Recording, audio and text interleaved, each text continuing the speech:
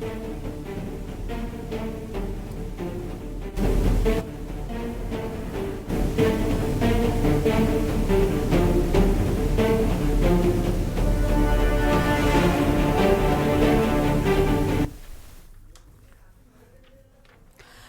देवभूमि के दंगल में आप सभी का स्वागत है। मैं हूं आपके साथ गरिमा वाजपेयी। देवभूमि के दंगल में अब बात करेंगे भू कानून का समाधान फिर क्यों घमासान।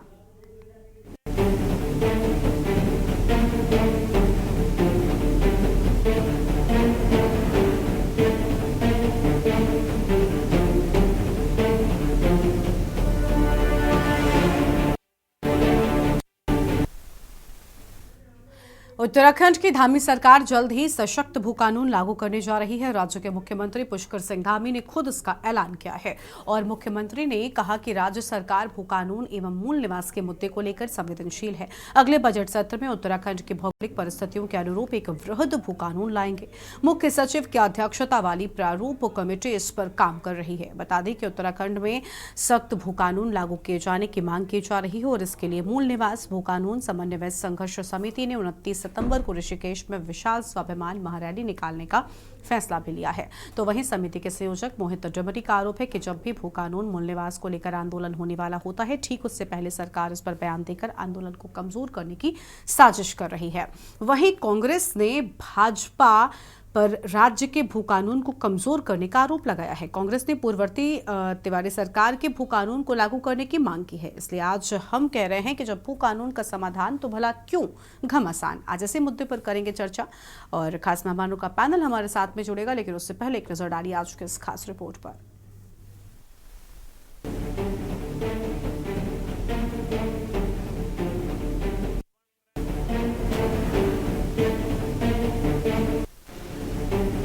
देवभूमि उत्तराखंड में पिछले लंबे समय से चली आ रही सशक्त भू कानून लागू करने की मांग अब धामी सरकार पूरी करने जा रही है।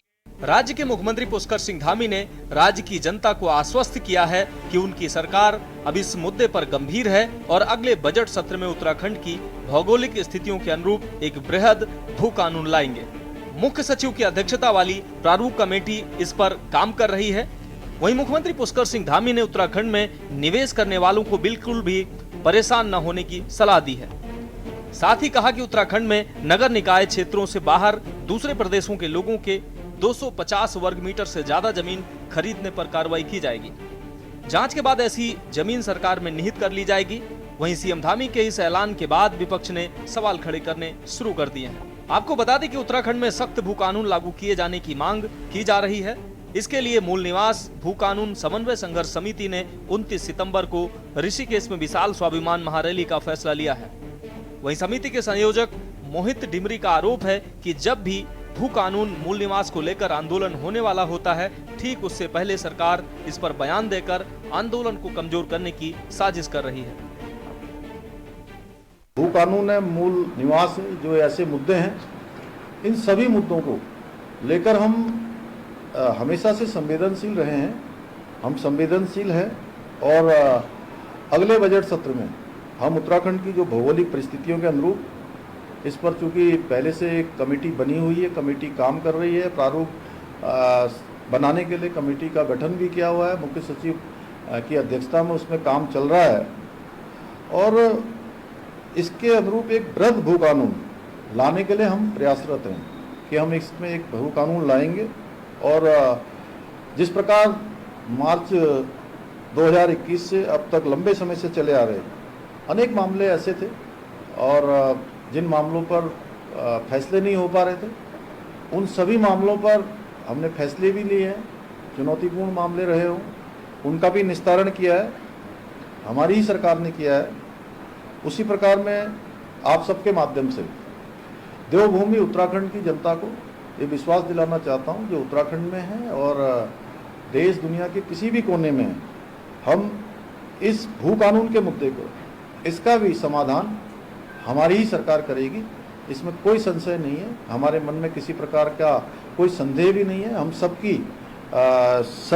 भावनाओं के अनुरूप, सबकी संभावनाओं के अनुरूप, सारे हमारे पक्षों से वार्ता करने के बाद सभी जो विशेषज्ञ हैं अनेक विषयों के, उन सब का परामर्श लेकर हम इस पर भी काम करेंगे और इस पर भी निर्णय लेंगे। उत्तराखंड के माननीय मुख्यमंत्री पुष्कर सिंह धामी जी ने आज उत्तराखंड के ज्वलंत मुद्दों पर कुछ हद तक अपनी जुबान खोली है और ये निश्चित रूप में वांछित है कि उत्तराखंड के मुख्यमंत्री प्रदेश में समसामयिक मुद्दों पर अपनी बात करें। आज उन्होंने कहा कि आने वाले बजट सत्र में हम एक प्रभावी भू कानून के लिए एक्ट बनाएंगे, नियम लाएंगे और मूल निवास पर भी उन्होंने गोलमोल बात की, स्पष्ट रूप से बात नहीं की लेकिन गोलमोल बात की। उन्होंने ये मूल रूप से आज ये कहा कि जो 250 वर्ग मीटर की जो छूट की बात है उसको कितने परिवार के कितने लोगों ने विभिन्न क्षेत्रों में खरीदा है हम उसको देखेंगे। साथियों, मूल निवास और भू कानून को लेकर 29 सितंबर को ऋषिकेश में एक स्वाभिमान महारैली होने जा रही है और इससे पूर्व आज एक बार फिर हमारे प्रदेश के मुख्यमंत्री पुष्कर सिंह धामी जी ने अपना बयान दिया है। यह पहली बार नहीं है जब उनका बयान भू कानून को लेकर आया हो। जब उत्तराखंड में महारैलियां होती हैं उससे पूर्व मुख्यमंत्री का बयान आता है कि हम मजबूत भू कानून ला रहे हैं, लेकिन आज तक सशक्त भू कानून की दिशा में सरकार बिल्कुल भी आगे नहीं बढ़ी है। हम तो उम्मीद कर रहे थे गैरसैंण में जो विधानसभा सत्र हुआ वहां पर मजबूत भू कानून आएगा, मूल निवास 1950 को लेकर विधेयक पारित होगा, लेकिन वहां पर जब हमने देखा मंत्री विधायकों ने अपने वेतन भत्ते बढ़ाए लेकिन मजबूत भू कानून और मूल निवास 1950 की बात नहीं हुई। आप देखिए कौन वो सरकार थी जिस सरकार में भू कानून को कमजोर किया गया। आपको बता दें कि उत्तराखंड में पिछले लंबे समय से सशक्त भू कानून और मूल निवास का मुद्दा गरमाता जा रहा है। सरकार की ओर से मुख्य सचिव सुभाष कुमार की अध्यक्षता में भू कानून के लिए एक कमेटी भी गठित की गई थी। इस समिति ने सितंबर 2022 में धामी सरकार को अपनी सिफारिशें सौंप दी थी, लेकिन अब मुख्यमंत्री इन सिफारिशों पर कार्रवाई की बात कह रहे हैं। वहीं समिति की इस रिपोर्ट को सार्वजनिक करने की भी मांग की जा रही है। इसके साथ ही उत्तराखंड में समय समय पर भू कानून को लेकर संशोधन किए गए हैं। इसके तहत तत्कालीन त्रिवेंद्र सरकार के कार्यकाल में भू कानून में संशोधन करते हुए जमीन खरीद की बाध्यता को समाप्त कर दिया जाता है। सत्ता पक्ष का दावा है कि पहाड़ों में उद्योग लगाने के लिए इसमें संशोधन किया गया था, जबकि विपक्ष की मांग है कि सरकार श्वेत पत्र जारी कर जनता को बताए कि राज्य में कितने उद्योग स्थापित हुए हैं। अब मंशा समझनी चाहिए, क्योंकि उस समय त्रिवेंद्र जी की सरकार तो मेरी ही थी। उस समय क्या हुआ, हम सब लोग जब रोज चर्चा करते थे हम कहते थे पहाड़ों में हमको रोजगार का अवसर उपलब्ध कराने हैं। तो पहाड़ों में अगर हमको उद्योग ले जाने हैं, पहाड़ों में हमको वेलनेस सेंटर्स ले जाने हैं, पहाड़ों में हमको सोलर पावर प्लांट लगाने हैं, पहाड़ों में हमको फूड प्रोसेसिंग यूनिटें लगानी, ये सब चीज़ें लोगों के जहन में भी रहती हैं कि पहाड़ का जब औद्योगिकरण होगा तो वहाँ रोजगार के अवसर बढ़ेंगे और वहाँ के लोगों को रोजगार मिलेगा। ये हमारा एक दृष्टिकोण रहता है। तो त्रिवेंद्र जी के समय जब एक समिट हुआ, यहाँ पर इन्वेस्टर समिट हुआ, तो उसमें ये विषय आया कि आखिर पहाड़ों में हम कैसे करके उद्योग लगाएं। सीलिंग हटा दी 12.5 एकड़ की, बहुत अच्छा किया। उसके बाद परमिशन हटा दी, बहुत अच्छा किया। उसके बाद जो जिस प्रयोजन के लिए खरीद रहे हो इंडस्ट्री लगाने के लिए और बना रहे हो अयाशी गड्ढा, बना रहे हो स्विमिंग पूल, बना रहे हो रिसोर्ट, बना रहे हो बड़े बड़े फार्म हाउस, तो ये बहुत अच्छा किया त्रिवेंद्र सिंह रावत जी ने, बहुत बड़ा इन्वेस्टर। त्रिवेंद्र सिंह रावत जी हमें जरा बतावें, 2,25,000 करोड़ रुपया इन्वेस्टमेंट आएगा ऐसा उन्होंने कहा, बताएं मुझे, और धामी जी भी बताएं, उन्होंने भी इन्वेस्टर समिट करा, दोनों बताएं कि इन्वेस्टर समिट के बाद कितना इन्वेस्टमेंट इस राज्य में आया, कौन कौन सी इंडस्ट्री, कौन कौन से उद्योग इस राज्य में आए, कितना रोजगार सृजन हुआ, बता दें, श्वेत पत्र जारी कर दें इसमें। कुल मिलाकर राज्य के मुख्यमंत्री पुष्कर सिंह धामी ने बड़ी घोषणा करते हुए सशक्त भू कानून लागू करने का दावा किया है। साथ ही अगले बजट सत्र में उत्तराखंड की भौगोलिक परिस्थितियों के अनुरूप एक बृहद भू कानून लाने का भी दावा किया है। अब देखना होगा कि मुख्यमंत्री पुष्कर सिंह धामी अपने वादे को कब तक पूरा करते हैं। Uttarakhand desk report.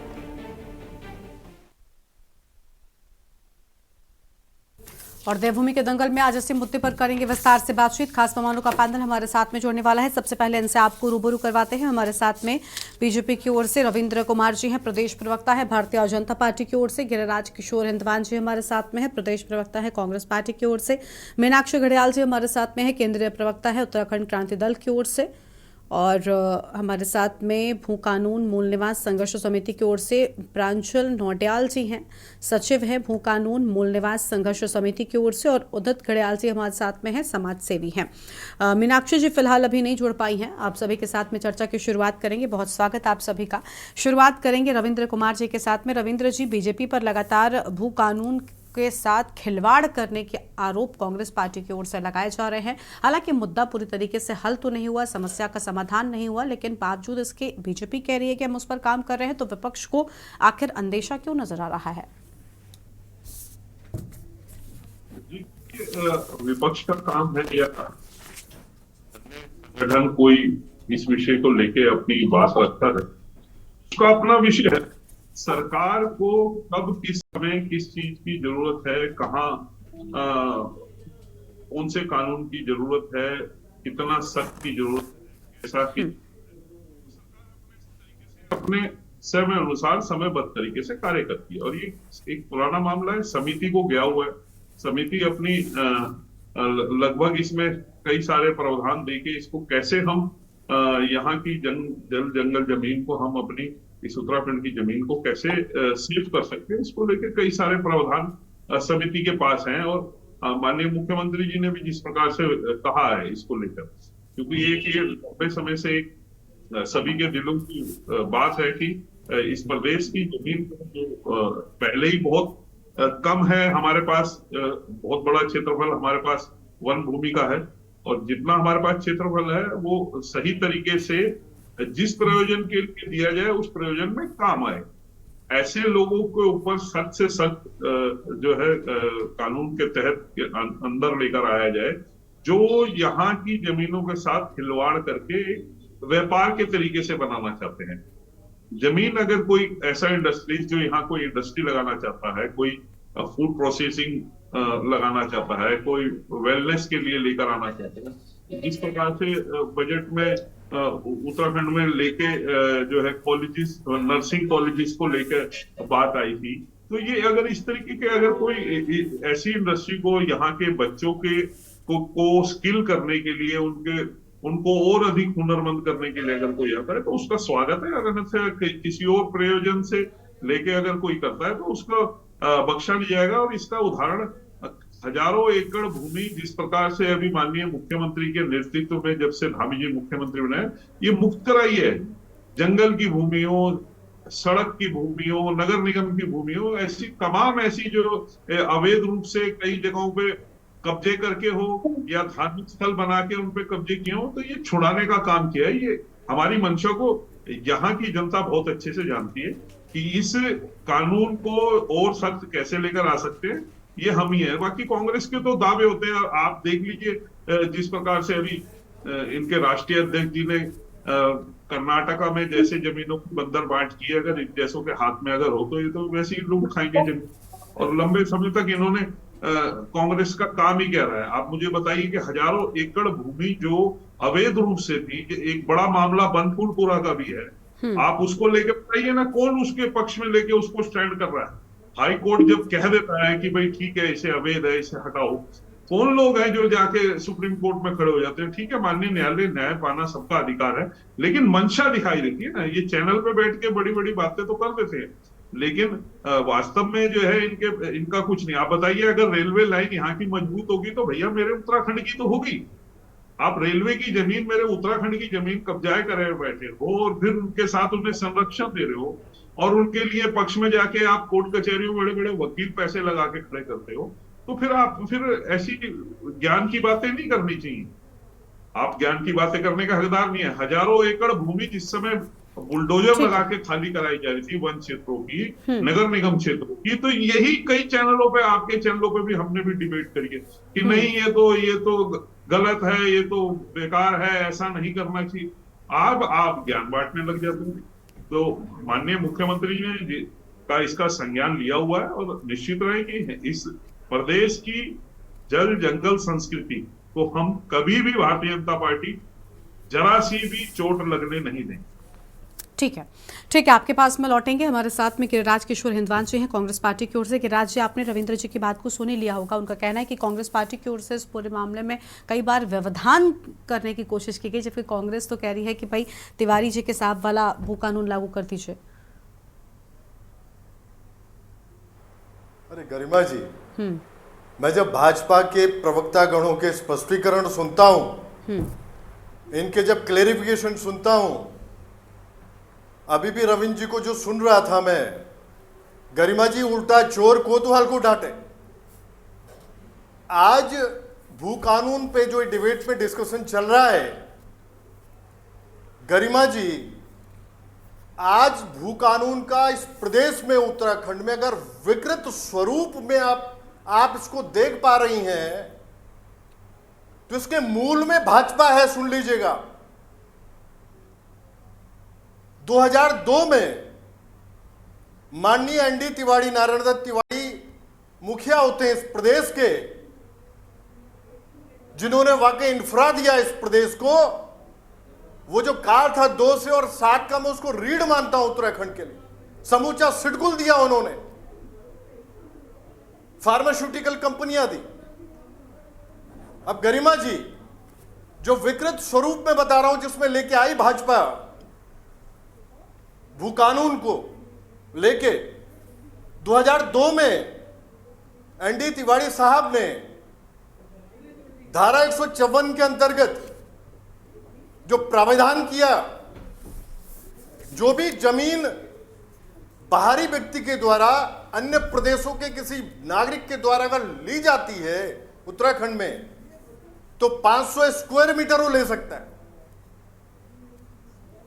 अगर वो किसी प्रयोजन में, कोई इंडस्ट्री के लिए या कोई हॉस्पिटैलिटी के लिए किसी क्षेत्र में प्रयोजन, उसको मेंशन करना पड़ेगा, तो वो 12.5 एकड़ तक जमीन वो खरीद सकता था, अपनी इंटेंशन को साफ करते हुए, रखते हुए कागजों में वो 12.5 एकड़ तक खरीद सकता था।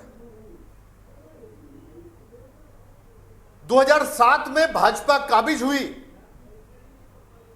भुवनचंद खंडूड़ी मुखिया बने प्रदेश के, वो 250 स्क्वायर मीटर पे ले आए।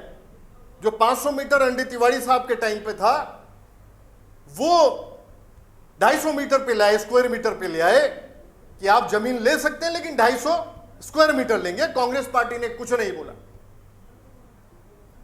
12.5 एकड़ जो है वो भी विद्यमान था। अब 2017 में माननीय त्रिवेंद्र रावत जी मुख्यमंत्री बनते हैं, मुखिया बनते हैं प्रदेश के, और ये लोग जो 12.5 एकड़ जो खरीदी जाती थी बाहरी व्यक्ति के द्वारा जमीन, इंडस्ट्रियल पॉइंट ऑफ व्यू से या और भी अन्य जो है, जो प्रयोजन जो बताया मैंने उसको मेंशन करना होता था, उसमें वो जो लिमिट थी उसको खत्म करके अनलिमिटेड इन्होंने कर दिया। और इन्होंने डीएम को बोला कि डिस्ट्रिक्ट मजिस्ट्रेट इसमें परमिशन करेंगे, आप कितनी भी जमीन ले सकते हो।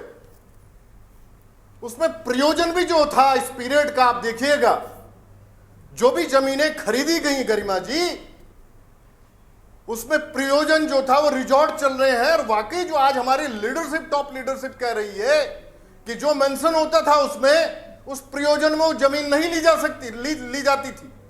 कि वाकई अगर फोकस जो है, अगर सरकार कह रही थी कि नहीं साहब, बेरोजगारी दूर होगी, इंडस्ट्रियल ग्रोथ बढ़ेगी पहाड़ी क्षेत्र में, पर्वतीय क्षेत्र में, ये केवल स्पीचेज इनकी तरफ से होती है, भाषण गरिमा जी ये देते हैं। और आज अगर कांग्रेस पार्टी अगर वाकई इस मुद्दे पे मुखर होकर सामने आई है और वाकई अगर इस बात को रख रही है भाजपा के सामने कि आप लोग 2017 में जब काबिज हुए थे, उसके बाद अभी तक का जो डेटाज आपके पास है, आंकड़े हैं कि आपने वाकई जो अनलिमिटेड आपने जमीनें दी हैं लोगों को, किसी ने फार्म हाउस के लिए यूज कर दिया, इंडस्ट्रीज दिखाई, माइक्रो इंडस्ट्री लगानी है, इंडस्ट्री दिखानी है, लगानी है, और बना दिया फार्म हाउस। ये कुछ नहीं बोले क्योंकि इनकी संलिप्तता है। ये मूल में भ्रष्टतम सरकार इनकी रही है। आपको बताऊं मैं, भ्रष्टाचार में लिप्त ये सरकार है, उसके प्रूफ है आज साक्ष्य है, प्रमाण है, आपको बताऊं मैं। और कांग्रेस पार्टी ये चाहती है, ये अपनी तरफ से एक मांग कांग्रेस पार्टी करण महाराज जी के नेतृत्व में कर रही, जो हमारी यशस्वी प्रेसिडेंट है, कि ये लोग श्वेत पत्र लेके आए कि जो 17 के बाद जो जमीनें जो दी गई हैं लोगों को, उस पर एक श्वेत पत्र जारी करें। और हम लोगों के कार्यकाल का जो 207 का पीरियड था एनडी तिवारी साहब का, जिन्होंने वाकई एक भू कानून देने का जो काम किया था, और उस समय जो वाकई जो स्थितियां बनाई थी उन्होंने, बड़ी मजबूती की तरफ पूरा उत्तराखंड गया था। आप उस समय भी श्वेत पत्र उस समय का भी जारी करना चाहे कर सकते हैं, 12 और 17 के बीच का भी कर सकते हैं। लेकिन इस पीरियड में जो आप लोगों ने जो किया है, जो कृत्य किया, उस कृत्य का वाकई कांग्रेस पार्टी आपके सामने जो है, भाजपा के सामने बात रख रही है कि श्वेत पत्र जारी करें, तब तक छोड़ेंगे नहीं आप लोगों को हम। ठीक है, अब इस पर रविंद्र जी से हम जवाब लेंगे कि भला आखिर कांग्रेस के इस हमले पर उनका क्या कहना है। बाकी मेहमानों की भी प्रतिक्रिया हम जानेंगे, लेकिन उससे पहले देवभूमि के दंगल में एक छोटे से ब्रेक के लिए आप रुकते हैं, जल्द लौटेंगे।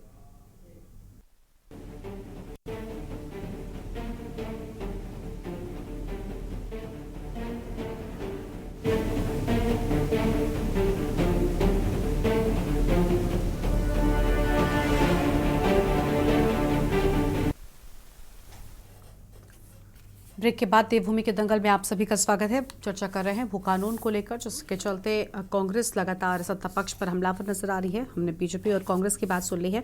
हमारे साथ में और मेहमान भी जुड़े हुए हैं। यूकेडी की ओर से मीनाक्षी घड़ियाल जी हैं, केंद्रीय प्रवक्ता है उत्तराखंड क्रांति दल की ओर से। आपका भी बहुत बहुत स्वागत मीनाक्षी जी। क्या चल रहा है? भू कानून एक ऐसी समस्या है जिसको लेकर सत्ता पक्ष या फिर विपक्ष में मुख्य रूप से बैठी कांग्रेस लगातार मुद्दे उठाते आई है। यहाँ तक कि ये मुद्दा आम जनता से जुड़ा हुआ है, जिसके लिए खुद उत्तराखंड की जनता लड़ाई लड़ रही है कि वो भू कानून का अधिकार उनको मिले, लेकिन अब तक उसका संपूर्ण समाधान नहीं हो सका। जिम्मेदार आप किसको मानते हैं? क्योंकि सत्ता में आने का मौका तो दोनों को मिला, क्या किसी ने पूरी तरीके से इस समस्या को खत्म करने की कोशिश की? देखिए गरिमा जी, आपने खुद ही बोल दिया कि दोनों ही पार्टियां सत्ता में थी, और मुझे लगता है कि इस राज्य को बने हुए 24 वर्ष हो गए हैं। 24 वर्ष में जहां यहाँ पर एक मजबूत भू कानून होना चाहिए था, तो एक पार्टी ने भू कानून हटाया, तो दूसरी पार्टी ने मूल निवास 1950 पे प्रहार किया, जो कि दोनों ही चीजें इस राज्य के लोगों के लिए बहुत जरूरी है। आज की तारीख में चाहे भाजपा के प्रवक्ता कितनी ही बड़ी बड़ी बातें कर ले कि भू कानून हम लोग जनता के फेवर में लेके आ रहे हैं, लेकिन इनका जो मंशा है, जो इनकी नीयत है, वो जनता के फेवर में है ही नहीं। अगर इनके जनता के फेवर में इन लोगों की नीयत होती तो 2017 में जब भू कानून को इन लोगों ने संशोधन किया था, उसी समय जब जनता का गुस्सा सड़कों पर नजर आया था, उसी समय जनता ने विरोध करना शुरू कर दिया था कि हमें ये वाला भू कानून नहीं चाहिए, मतलब जो भी आपने संशोधन किया है वो हमें नहीं चाहिए। आज की तारीख में आप ये बात कर रहे हैं कि इंडस्ट्रीज देखिए पहले भी लगी थी, आप कह रहे हैं कि हमने इंडस्ट्रीज को अट्रैक्ट करने के लिए यहाँ पे बुलाया। अगर उसका आकलन किया जाए 2017 से आज 2024 है, यानी कि 6 to 7 ईयर अराउंड हो गए हैं, लेकिन आज भी आप देखिए क्या तरक्की की है। 7 ईयर बहुत बड़ा टाइम, बहुत बड़ा समय होता है ये आकलन करने के लिए कि जो भी आपने संशोधन किया है वो फायदे में है या नुकसान में है।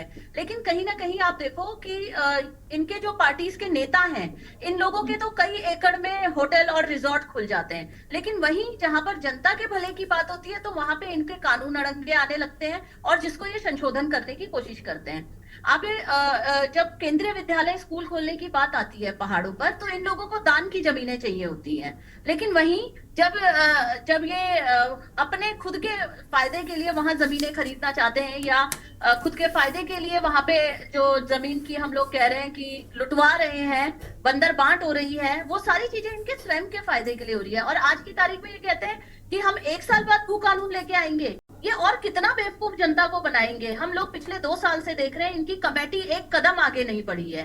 अगर इनकी नीयत होती जनता के लिए कुछ करने की, इनकी नीयत होती भू कानून लेके आने की, तो ये उन कमेटियों में सिर्फ कमेटियां ना बनाते। आप कमेटी के नाम पे जनता के व्यूज लेके जा रहे हैं, और उसके बाद भी आप देखिए स्थिति जस के तस। उसके बाद अभी चुनाव है, फिर आप कह रहे हैं कि 1 साल बाद हम भू कानून लेके आएंगे। अरे कितना और समय लगेगा उस भू कानून में? हमारा तो भू कानून ऑलरेडी बना हुआ था, आपने क्यों उसमें संशोधन किया? सबसे बड़ी बात यह है। और उसमें अब आप ऐसा कैसे लेके आने वाले हैं जो इस भू कानून को लाने में लग रहा है। तो ये साफ दर्शाता है कि इन लोगों की कोई मंशा नहीं है भू कानून को लाने के लिए, सिर्फ ठीक है। क्योंकि एक बहुत बड़ी रैली हम जानते हैं कि कल होने वाली है और लगातार जो रैली है वो हो रही है भू कानून और मूल निवास 1950 को लेके, जिससे इनके दिल में डर बैठा हुआ है। ये लोग जानते हैं कि जनता जो है वो जाग चुकी है अपने अधिकारों के लिए, वो अब सड़कों पे आ गई है, तो इनके लिए कहीं ना कहीं खतरे की घंटी है ये चीजें। तो इसीलिए ये सिर्फ जनता को बेवकूफ बनाया जा रहा है, बरगलाया जा रहा है।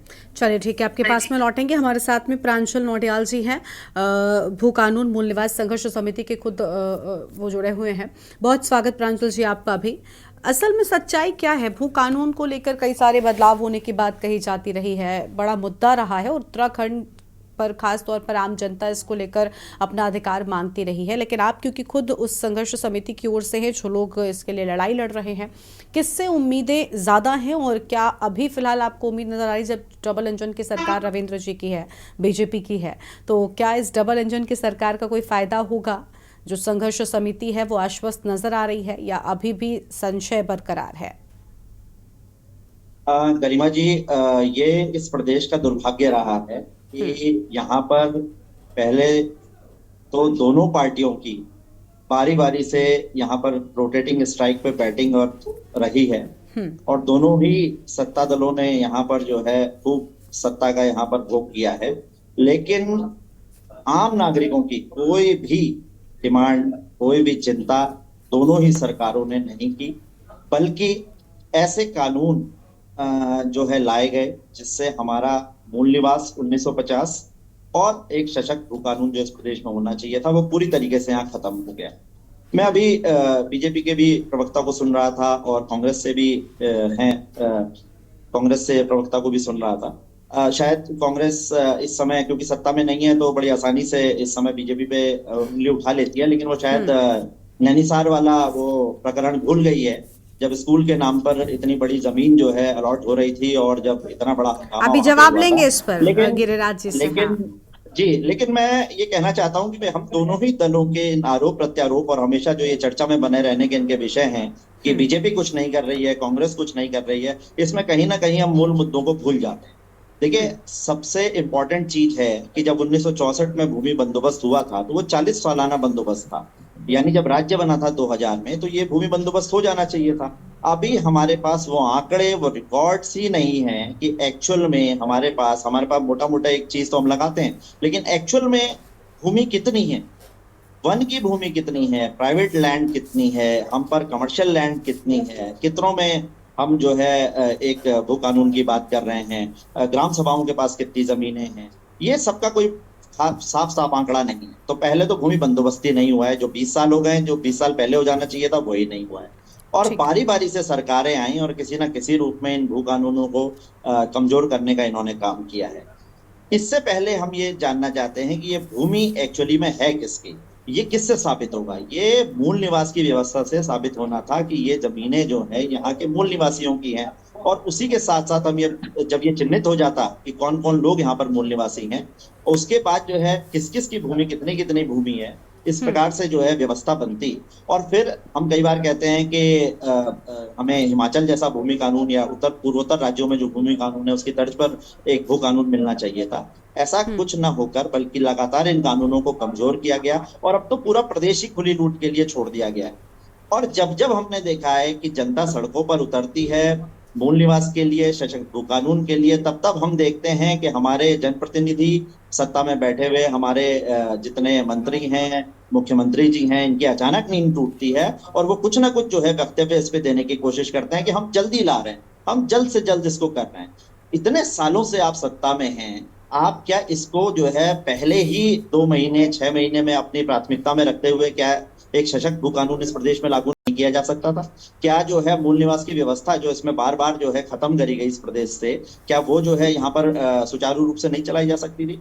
मेरे ख्याल से हमारे जनप्रतिनिधियों को इस बात से कोई मतलब नहीं है, क्योंकि वो खुद प्रॉपर्टी डीलिंग और इन सब जो है भूमि के क्रय विक्रय में जुड़े हुए लोग हैं। ये खुद जो है इसको बेचना खरीदने के कामों में लिप्त हैं। इनको कोई मतलब नहीं है जनता से, जनता की डिमांडों से कोई इनको फर्क नहीं पड़ता है। ये बिल्कुल निरंकुश हो चुके हैं।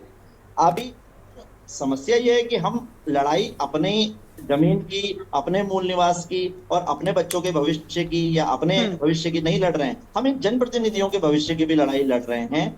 जब हम देखते हैं, जब जैसे जैसे पलायन की समस्या जिस प्रकार, अभी तो राष्ट्रीय पार्टियों की बैसाखियों पर चलकर, अवैध बस्तियां बसाकर, उनके नियमितीकरण की बात कर कर, बाहर से आए हुए समुदायों को बार बार आरक्षण देने की बात कर कर, ये लोग जो है सत्ता में ये वोट की राजनीति कर कर आ जा रहे हैं। लेकिन जिस प्रकार से पलायन हो रहा है और जिस प्रकार से इस प्रदेश की डेमोग्राफी चेंज हो रही है, आने वाले समय में हमारे जनप्रतिनिधियों को सीटें लेने की, जीतने की यहाँ पर लाले पड़ जाएंगे। ये छोटे से छोटे चुनाव यहाँ नहीं जीत पाएंगे। हम इनके भी लड़ाई यहाँ पर जमीनों पर लड़ रहे हैं।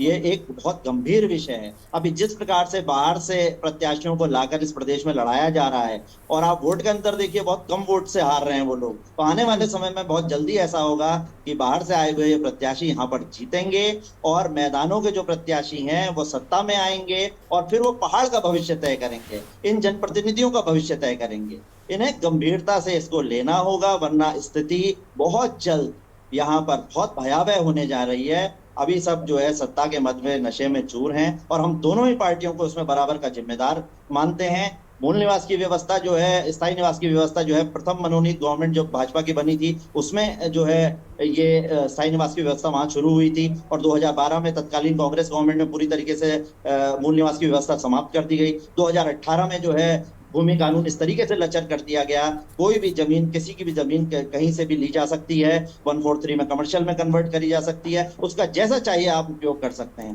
और जब जनता सड़कों पे उतरती है तो अचानक इनकी नींद टूटती है। कल अचानक इनको होश आया कि हम तो एक सशक्त भू कानून लाने की तैयारी कर रहे हैं। सुभाष कुमार जी की अध्यक्षता में जो है कमेटी बनी थी, कहाँ है उसकी रिपोर्ट? ये सार्वजनिक मंच पे होनी चाहिए। आप करना क्या चाह रहे हैं? उस रिपोर्ट के आधार पे आप कैसा भू कानून लाने चाह रहे हैं, ये पब्लिक डोमेन में होना चाहिए, पब्लिक डोमेन के विमर्श में होना चाहिए।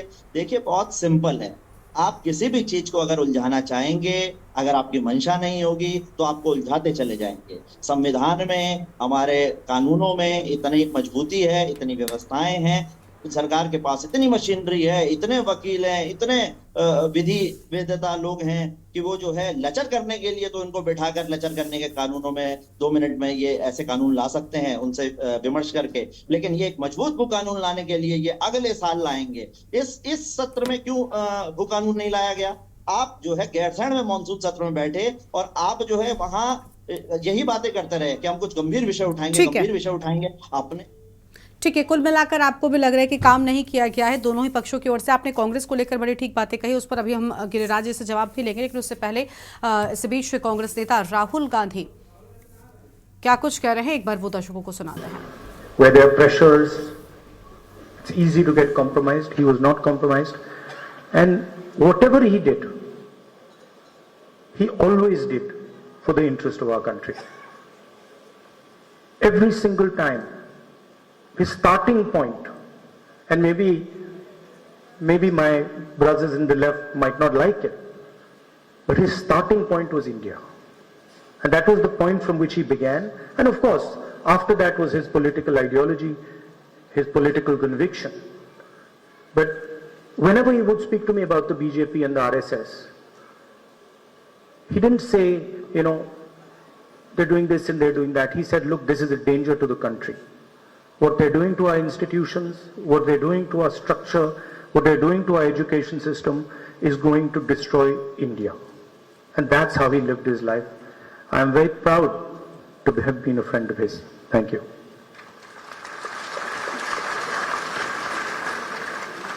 अब मैं भारतीय केमिस्ट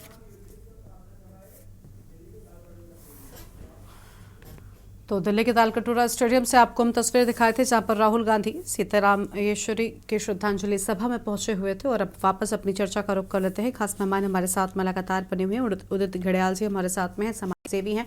बहुत स्वागत सर आपका भी। उदित जी, चर्चा को आप सुन रहे हैं कि किस तरीके से यहाँ पर चीजें निकलकर सामने आ रही है। एक तरफ मुख्य जो दल है कांग्रेस और बीजेपी, वो अलग अलग बातें कर रहे हैं, लेकिन सबसे अहम बातें प्रांजल जी की अभी आपने सुनी होंगी। खुद ये संघर्ष समिति की ओर से लंबे वक्त से लड़ाई लड़ रहे हैं और आप भी समाजसेवी, आम जनता के लिहाज से अगर इस मुद्दे पर हम देखें तो सरकारों ने कितना काम किया, क्या वाकई में काम हुआ है?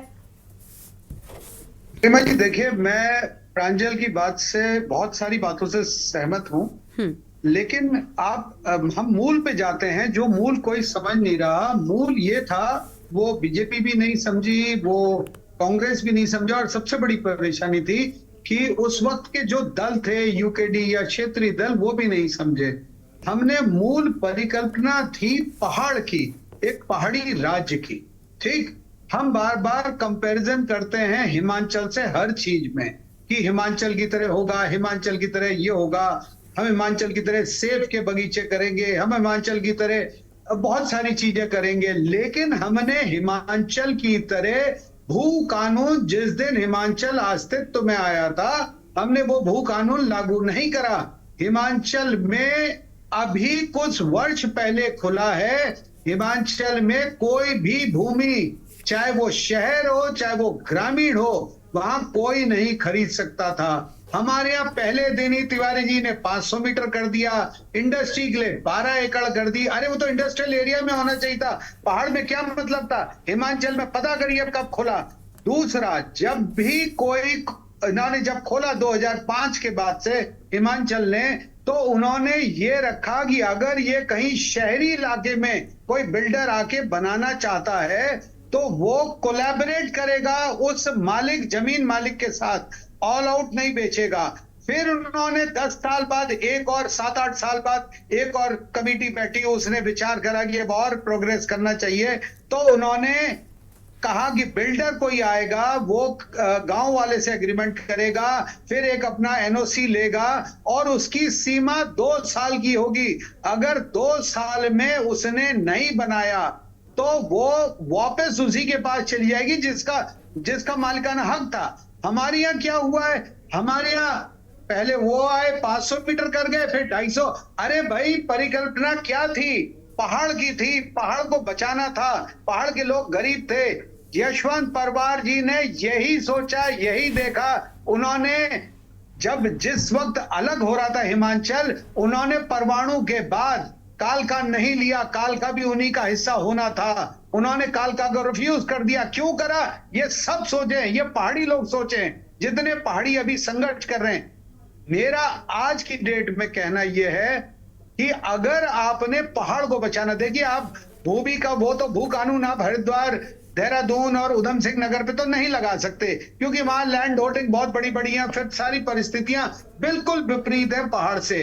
लेकिन पहाड़ को अगर भू कानून लगना है, मैं उम्मीद कर रहा हूं वर्तमान में पुष्कर सिंह धामी जी से, क्योंकि वो पहाड़ से जुड़े हुए हैं, युवा नेता है, उस व्यक्ति को अच्छी समझ है पहाड़ की, संपूर्ण बैन लगाना पड़ेगा। अगर हम सोच रहे हैं कि 250 मीटर नगर निकाय के बाहर कर दें और वहां पर खरीद सकते हैं, नगर निगम में कितनी भी आप नगर निकाय क्षेत्र में कितनी भी कर लें, तो वो तो सबसे खतरनाक है। आपने 250 मीटर तो बाहर कर दी, उसके बाद जिस दिन जिस गति से भूमाफिया और कुछ नेता और कुछ अधिकारी मिलके खेल कर रहे हैं, वो किसी की समझ में नहीं आ रहा है पहाड़ में, कि वो निकायों का विस्तार कर रहे हैं। मैंने आपके चैनल में पहले भी बोला था कि वो निकायों का विस्तार कर रहे हैं, और ये सबसे खतरनाक है, क्योंकि कृषि भूमि फिर कहां रह जाएगी? फिर तो वो बद्रीनाथ के पास रह जाएगी, केदारनाथ के पास रह जाएगी। जो मेन कृषि भूमि है वो लगी हुई है शहरों से, उन शहरों को ये निकाय में जोड़ रहे हैं। जिस दिन वो निकाय में आ गई, फिर आप कितने भी खरीद लीजिए बाहर से आगे।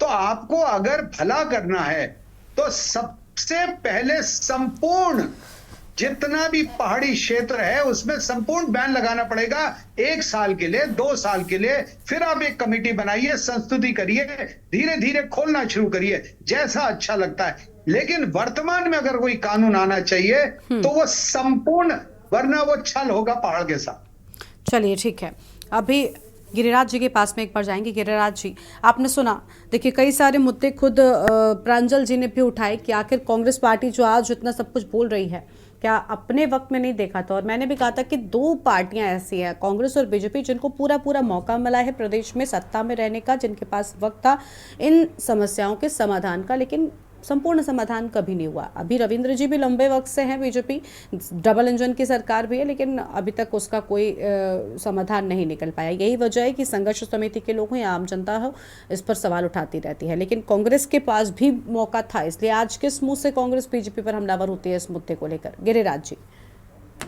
गरिमा जी, अभी प्रांजल जी को भी मैंने सुना, उदित जी को भी मैंने सुना। ये बड़े विद्वान व्यक्ति हैं और निश्चित रूप से मैं इनको अप्रिशिएट करता हूँ, दोनों लोगों को। ये चिंता भी रखते हैं उत्तराखंड की। जितना यशवंत सिंह परमार पे वो बोले, वाकई मेरी भी स्टडी है हिमाचल पे कि विलेज टूरिज्म पे, हॉर्टिकल्चर पे कितना उन्होंने काम किया और गांव चलो वाली उन्होंने बात रखी थी। वाकई इसमें कहीं दो राय नहीं है कि उसको एग्जाम्पल जो है लेके चलना चाहिए उत्तराखंड को। लेकिन गरिमा जी, मैं अभी भी प्रंजल जी के सामने एक बात रखना चाहूंगा कि मैं अभी भी स्टैंड कर रहा हूं कि 2002 और 7 के बीच में पंडित नारायण देव तिवारी जी के टाइम पे हम लोगों ने जो मानक उसमें 154 धारा के अंतर्गत जो तय किए थे 500 स्क्वायर मीटर के, हम स्टैंड करते हैं उस पर। उसके अलावा 12.5 एकड़ उसमें प्रयोजन के साथ आप क्या लेके आना चाह रहे हैं, उसका प्रयोजन बता के कि वाकई एक इंडस्ट्रियल ग्रोथ भी होनी चाहिए, वाकई अगर बेरोजगारी अगर है तो उसका उन्मूलन भी जरूरी है। और वाकई अगर मैंने 2 और 7 के बीच में अगर पंडित नारायण देव तिवारी जी की मैं डिस्कस कर रहा हूं, आपसे बात रख रहा हूं, इंफ्रा जो उन्होंने दिया उस बीच में, फार्मास्यूटिकल कंपनियां दी, पूरा सिडकुल दिया, हरिद्वार से लेकर रुद्रपुर सितारगंज तक, उसको एप्रिसिएशन मिलना चाहिए गरिमा जी। और साथ ही साथ हम लोगों ने छेड़छाड़ 12 और 17 के बीच में भी नहीं की इस कानून के साथ। लेकिन भाजपा की जो क्रिएशन, जो कहता हूं मैं आपसे बार बार गरिमा जी, भाजपा जो है, जो उत्तराखंड में शासित है, जो डबल इंजन की सरकार आप बता रहे हैं, ये झूठों की जमात है। सुन लीजिए आप, इनको जन सरोकारों से कुछ लेना देना नहीं है। उत्तराखंड में जो वास कर रहे हैं लोग, अगर भाजपा के कामों पर तो आप बोल रहे हैं, लेकिन इसके पहले आप पर भी सवाल उठाए गए ना, सवाल तो आप पर भी था। ठीक है, भाजपा के लिए रविंद्र जी बैठे हैं। आप स्वयं आंकड़े, अगर श्वेत पत्र की बात कर रहे हैं कि श्वेत पत्र जारी करे सरकार 17 और अब तक का, कि जो भी आपने जो जमीनें हुई वाकई खरीद फरोख्त हुई है उत्तराखंड में, और हमारे शासन काल का इतनी ट्रांसपेरेंसी रख रहा हूं मैं, 2 और 7 के बीच का और 12 और 17 के बीच का भी श्वेत पत्र जारी करें भाई, हम तैयार है विपक्ष। अगर हम साफ नहीं होती, इंटेंशन साफ नहीं होती, हम लोग के कर्म ठीक नहीं होते, तो कैसे मैं बात रखता आपके बीच में पार्टी की तरफ से, बताइए गरिमा जी। ठीक है, आज ये सोचनीय विषय है। चलिए, और आज वाकई जो है, अगर पर्वतीय क्षेत्र में गरिमा जी, हाँ, वो आखिरी पायदान पे जो ग्रामीण जवाब ले लीजिए, आप जवाब ले ले रविंद्र जी से। हाँ रविंद्र जी, श्वेत पत्र की बात हो रही है। देखिए, ये कोई से भी पत्र मांगते रहे, लेकिन सबको पता है कांग्रेस एक भ्रष्टाचारी सोच की पार्टी है। आप बार बार 2005 और 7 की बात करते हैं। मैं आपको याद दिलाना चाहूंगा, भगवानपुर इंडस्ट्री एरिया में उस समय इंडस्ट्री एरिया नहीं था, एक भूमि होती थी, कृषि भूमि, जहां पे चकबंदी हुई थी तुरंत। आपके उस दौरान के 2 मंत्रियों ने रातों रात उस एरिया को इंडस्ट्री एरिया घोषित करके लोगों की जमीनें जबरदस्ती ली हैं। आपको पता नहीं है शायद, हमने वो देखा है, वो समय देखा है। आपके 2 मंत्री थे, रातों रात इंडस्ट्री घोषित, सबका रेट 6 गुना 1000 गुना बढ़ा दिया आपने, और उससे बचाने के लिए लोगों से जमीनें खरीदी। दूसरी बात, आप बार बार कहते हैं इंडस्ट्री लेकर आए। तिवारी जी के कार्यकाल में हरिद्वार क्षेत्र में गंगा किनारे ऐसी इंडस्ट्री लेकर आना चाहते थे जिसे लेके कलकत्ता तक की भूमि में अगर जरा सा भी उसका केमिकल मिल जाता तो पूरी की पूरी नदी खराब। रविंद्र जी, ये सुनना पड़ेगा आपको, आंदोलन हुआ इन 24 वर्षों में। अगर वाकई वो रीढ़ साबित होता है 2002 से 7 के बीच में, आप सुन लीजिए, आप इंडस्ट्री के आप लोग झूठ बोलते हैं गरिमा जी। भाजपा झूठ छद्म की राजनीति करती है। इंडस्ट्री बची नहीं है, आज भ्रष्टाचार में लिप्त सरकार है पूरी तरह से।